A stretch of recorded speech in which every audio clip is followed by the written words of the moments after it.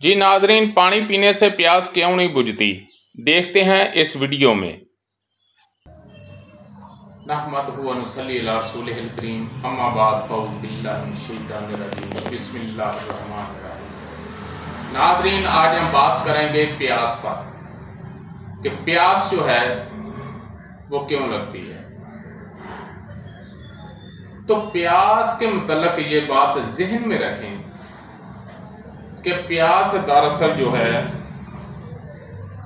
उस चीज़ से नहीं बुझती जो चीज़ हम पीते हैं। पानी पीते हैं, मशरूब पीते हैं, दूध पीते हैं, कोई जूस पीते हैं।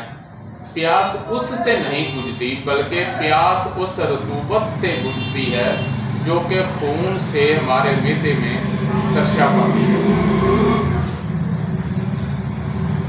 तो जो पानी, अगर सिर्फ पानी की ज़रूरत हो तो पानी पीने से प्यास जो है वो बुझ जाती है, और अगर पानी पीने से प्यास ना बुझे तो इसे प्यासे काज़ब भी कहते हैं, और ये किसी ना किसी बीमारी के सबब होता है। और असल में जो हम चीज़ पीते हैं उसका मकसद भी यही होता है कि वो रतूबत जो है वो मैदे पर तरशा करे। वो डायरेक्टली जो है वो प्यास को नहीं बुझाता, बल्कि सबब बनता है उस रतूबत के तरशा पाने में।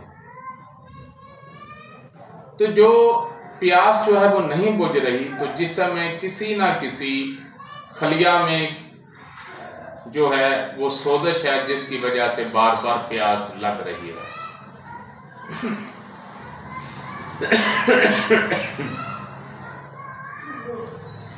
तो ये उज़लाती साबी में भी होता है, गुद्दी साबी में भी होता है, किसी और तहरीक में भी हो सकता है।